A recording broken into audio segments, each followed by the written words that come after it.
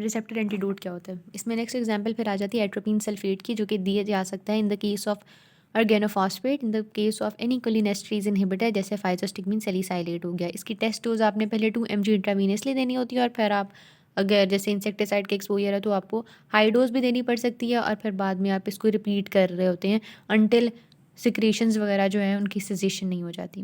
Next mechanical antidote है। Mechanical antidote को basically physical antidote भी कहते हैं। ये मैकेनिकली प्रिवेंट कर रही होती है एब्जॉर्प्शन ऑफ पॉइजन को, जैसे डेमल्सेंट्स आ जाते हैं जो कि एक कोट बना लेते हैं म्यूकस मेम्ब्रेन पर, यानी एब्जॉर्ब नहीं होगा पॉइजन। अब इसमें ये वाली सारी चीज़ें आ जाती हैं। डाइल्यूएंट्स के अंदर है वो डाइल्यूट करते हैं, वाटर मिल्क आ गया, बल्कि फ्रूट्स अगर जैसे बनाना ले लिया या फिर बॉइल्ड राइस ले लिया, इट्स ऑल्सो हेल्पफुल। एड्जॉर्बेंट है, उसके अंदर एक्टिवेटेड चारकोल आ जाता है। ये वाली चीज़ें कॉन्ट्राइंडिकेटेड होती हैं अगर इंटेस्टाइन ही ऑब्स्ट्रक्ट हुई हुई है, ठीक है। यहाँ पर से देखें तो वही उन्होंने एग्जांपल दी हुई है कि मैकेनिकल एक्शन से अपने उसने इनर्ट करना होता है पॉइजन को। वही एग्जांपल्स हैं गॉयल, फैट, एल्ब्यूमिन। और इसके अलावा अगर तो CNS डिप्रेसेंट्स लिए हुए हैं तो उसके केस में अगर आप निकेथामाइड जो कि CNS स्टिमुलेंट है वो ले लें तो it is not considered very useful, ठीक है, बल्कि ये वर्सन कर सकता है कंडीशन को। फिर है यूनिवर्सल एंटीडोट, पर उससे पहले हम चलते हैं एक और टाइप की तरफ। बुक के अंदर 5 टाइप्स लिखी हुई हैं, यहाँ पर एक 6 टाइप है जो कि पूछी भी गई हुई है। डिस्पोजिशनल एंटीडोट्स को देख लेते हैं। ये बेसिकली एब्जॉर्प्शन, मेटाबॉलिज्म, डिस्ट्रीब्यूशन या एक्सक्रीशन वाले स्टेप पर काम करके पॉइजन की जो अवेलेबिलिटी होनी है टिश्यू को, वो क्वांटिटी कम कर देते हैं। इसके अंदर N-एसिटाइलसिस्टीन है जो कि पैरासीटामोल टॉक्सिसिटी में दिया जाता है, और एथेनॉल है जो कि मेथेनॉल या इथाइलिन ग्लाइकोल की टॉक्सिसिटी में दिया जाता है। N-एसिटाइलसिस्टीन क्या करता है कि उसने SH ग्रुप्स प्रोवाइड कर देने होते हैं, ठीक है, ज़्यादा से ज़्यादा रिड्यूस ग्लूटाथायोन बन जाएगा, और इसने क्या करना होता है कि पैरासीटामोल की जो टॉक्सिक मेटाबोलाइट्स होते हैं उनको मेटाबोलाइज कर देता है। एथेनॉल क्या करता है कि एथेनॉल अल्कोहल डिहाइड्रोजनेज एंजाइम को यूज़ कर लेता है, और ये एंजाइम फिर मेथनॉल और इथाइलिन ग्लाइकोल के टॉक्सिक मेटाबोलाइट्स को प्रोड्यूस नहीं कर पाता बिकॉज एथेनॉल ने इसे यूज़ कर लिया है, ठीक है। ये चीज़ एक हो गई। फिर आते हैं यूनिवर्सल एंटीडोट पर। यूनिवर्सल एंटीडोट पे यहाँ पर उन्होंने यही बताया हुआ है कि चारकोल यूज़ होता है, मैग्नीशियम ऑक्साइड यूज़ होता है, और टैनिक एसिड यूज़ होता है, ठीक है। अगर इसमें देखें बेसिकली यूनिवर्सल एंटीडोट क्या होता है कि वो फिजिकल और केमिकल एंटीडोट का कॉम्बिनेशन होता है। ये तब हम ये समझा जाता है कि इसको तो आप दे देना चाहिए जब एग्जैक्ट नेचर ना पता हो, लेकिन लेस इफेक्टिव होता है as compared to the activated charcoal alone अपनी एंटीडोटल वैल्यू में या अपनी एड्जॉर्प्टिव वैल्यू में। और इवन के टैनिक एसिड जो कि इसका कंपोनेंट है वो हेपेटोटॉक्सिक है। एनीवेज इसकी कंपोजिशन क्या होती है ये देख लेते हैं। एक्टिवेटेड चारकोल यानी बर्न टोस्ट 2 पार्ट्स में आपने डालना होता है। ये एब्जॉर्बेंट का काम कर रहा होता है।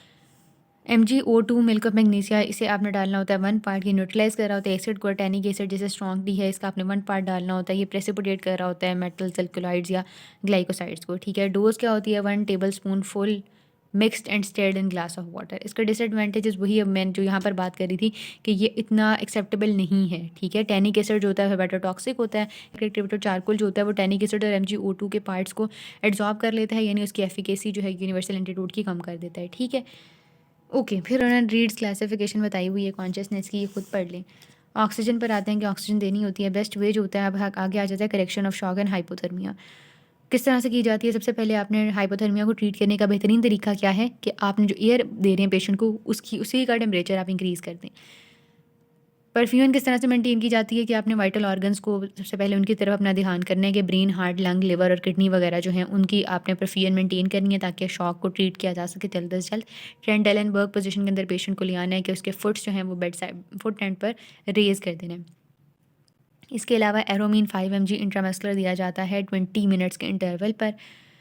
इसके अलावा बाइकार्ब दिए जाते हैं जो कि एसिडीमिया को ट्रीट कर देते हैं, ठीक है। इलेक्ट्रोलाइट का भी आपने बैलेंस कर लेना होता है, इम्बैलेंस को सही कर देना होता है। बहुत ज़्यादा सीवियर ओवरडोज हुई होती है तो अब गुड नर्सिंग केयर चाहिए होती है प्रॉपर रिकवरी के लिए।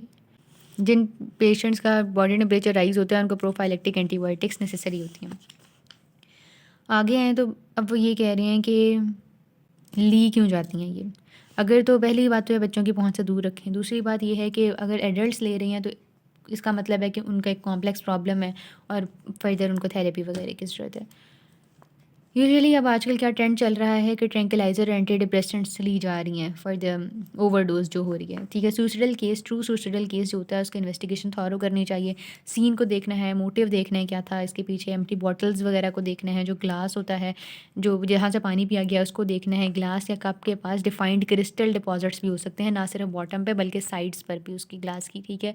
सुसाइडल नोट आपको मिल सकता है। इसके अलावा ड्रॉप टैबलेट भी मिल सकती है कि खाते खाते अगर उसकी डेथ हो गया तो वो गिरी हुई टैबलेट्स मिलेंगी, ठीक है। अब फिर उसके बाद आ जाता है कहाँ पर हुई है ये। यूजुअली इंडोर होती है, लेकिन अगर आउटडोर हो रही है तो किसी छुपी सी जगह पर होगी। ये जो होती है जब ओवरडोज कर ली है, अल्कोहल या धतूरा वगैरह ले ली है, तो उसके बाद डिसोरिएंटेड सेमी कोमाटोज स्टेट हो जाती है और पर्सन कैन अनक्लोथ हिमसेल्फ और असॉल्ट के चांसेस सस्पिशन इंक्रीज हो जाता है अल्कोहल और धतूरा के केस में, ठीक है। यूजुअली एडिक्ट्स की जो डेथ होती है वो आउटडोर्स हो रही होती है। इसमें की हैबिट्स और बिहेवियर ख़राब हुए होते हैं, उनका क्लीननेस और हाइजीन ख़राब होती है, उनकी डिसऑर्डर्ड स्टेट के अंदर होती है, क्लोथ यूटेंसिल्स हर चीज़ डर्टी होती है और सिरिंजेस वगैरह मिलेंगी, नीडल्स मिलेंगी, तो इससे आपको पता लग जाता है कि ये एडिक्ट है। ऑटोप्सी फाइंडिंग्स पर देखें तो हिप्नोटिक सबसे पहले क्या है कि अगर हिप्नोटिक ओवरडोज हो रही है तो आपको साइनोसिस मिलेगा। इसके अलावा पेटिकल हेमरेजेस मिलेंगे, बुलाज मिल सकते हैं और बिसाइड्स दैट ये वाले जो बुलाज फॉर्मेशन होती है carbon monoxide, opiates, nitro benzene poisoning के अंदर भी होती है। लिप्स या माउथ वगैरह पर क्रिस्टलाइन मटेरियल मिल सकता है और फ्रॉथ बन सकती है, ठीक है। दूसरी चीज़ है एस्पिरिन। एस्पिरिन जो है उसकी जो वॉमिटिंग होती है वो उसके कपड़ों पर आपको मौजूद मिलेगी। एमेसिएटेड अपीयरेंस होती है एडिक्ट की और बाकी उसके जो मार्क होते हैं यूजुअल साइट पर पंक्चर मार्क्स इंजेक्शंस के।